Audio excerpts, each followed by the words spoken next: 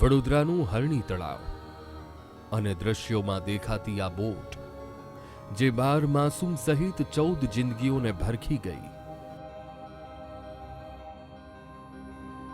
આ બોટ જોતા જ એ 12 માસૂમના માતા પિતાની આંખોમાંથી આંસુ સરી પડે છે।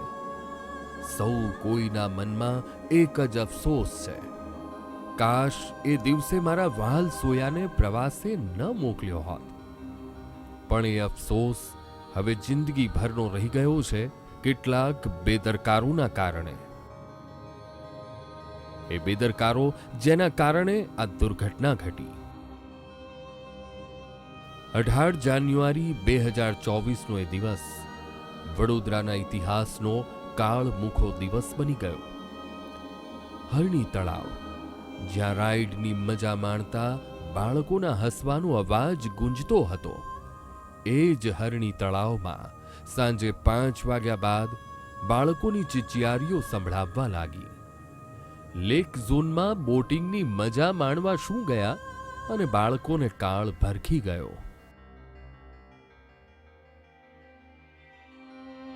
સેફટીના નિયમો મુકાયા 90, 16ની ક્ષમતા, 35ને બેસાડ્યા, 10 લોકોને નહોતા અપાયા લાઈફ જેકેટ। હરણી તળાવમાં 14 જિંદગી ભૂંજાઈ જતા હવે કોન્ટ્રાક્ટર પર આંગળી ચીંધાઈ રહી છે। નાના ભૂલકાઓને બોટિંગ કરાવતા સમયે નિયમોને 90 મૂકવામાં આવ્યા। એટલું જ નહીં, સુરક્ષાની પણ કોઈ જ વ્યવસ્થા કરવામાં આવી નહોતી। આ એ જ બોટ છે જેની ક્ષમતા 16 લોકોની છે, જો કે તેના સ્થાને 23 બાળક, 4 શિક્ષક અને અન્ય લોકો મળીને કુલ 35 લોકોને બેસાડવામાં આવ્યા। એટલું જ નહીં, બાળકો સહિત 10 લોકો એવા હતા જેમને લાઈફ જેકેટ જ નહોતું અપાયું। જ્યારે શિક્ષકે બોટમાં આટલા લોકોને બેસાડવાની ના પાડી, તેમ છતાં બોટ ચાલક ન માન્યો। આમે નહીં, खुद शाला शिक्षकों कही रहा है कि इतने मत भरो। उन्होंने कहा कि आपको मालूम कि हमको मालूम, हम रोज बिठाते हैं, आप बिठा दो। मैडम ने कहा हम पैदल जाने को तैयार है। मानसी मैडम और स्वाति मैडम ने, फाल्गुनी मैडम सब ने बोला, तो भी वो लोग माने नहीं और बिठा के बोट चला ही दी। थोड़ी दूरी बोट गई और उल्टी पलट गई। जाओ बेसी એને ના પાડી, તમે બેસી જાઓ।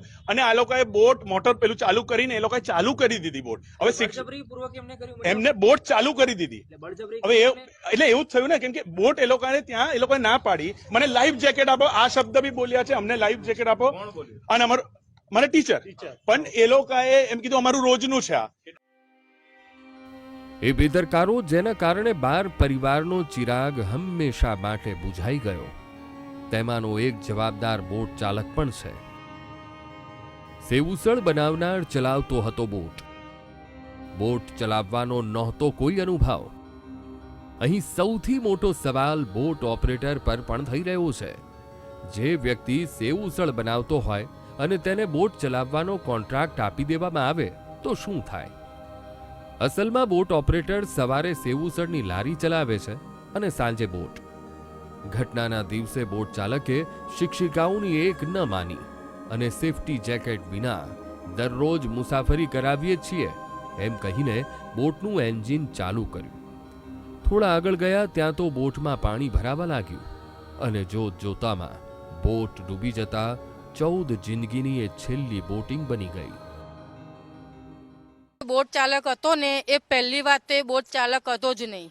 એ લોકલ સેવસરની લહેરીવાળાને બોલાવીને બોટ ચલાવવા બેસાડ્યો હતો। એટલે એને તો કોઈ નોલેજ જ ના હોય કે બોટ કઈ સાઈડ લઈ જવાની, કેવી રીતે લઈ જવાની। એ બોટવાળો જો ઓરિજિનલ હોત તો છોકરાઓને બચાવવાની કોશિશ કરતો। 8 છોકરાઓએ લાઈફ જેકેટ પહેર્યા હતા, જે અમારી આંખો સામે હતા। ત્યાર પછી જેટલી લાશો બહાર આવી છે એમાંથી એક બી લોકોએ લાઈફ જેકેટ પહેરેલા નહોતા। બધા છોકરાઓ એમને બહાર આવ્યા છે। 10 વર્ષ જૂની હતી બોટ। વર્ષોથી બોટનું નહોતું થયું મેન્ટેનન્સ। દ્રશ્યમાં દેખાતી આ બોટને તળાવમાં ઉતારી તો દીધી, પણ 10 વર્ષ જૂની આ બોટનું મેન્ટેનન્સ જ કરાવાયું નહોતું। ન તો બોટમાં એક પણ બાજુ ટ્યુબ કે ટાયર હતા કે ન તો કોઈ સેફટીના સાધન। ત્યારે હવે માસૂમોના મોતના જવાબદારો વિરુદ્ધ કડક કાર્યવાહી થશે કે કેમ તે જોવું રહ્યું.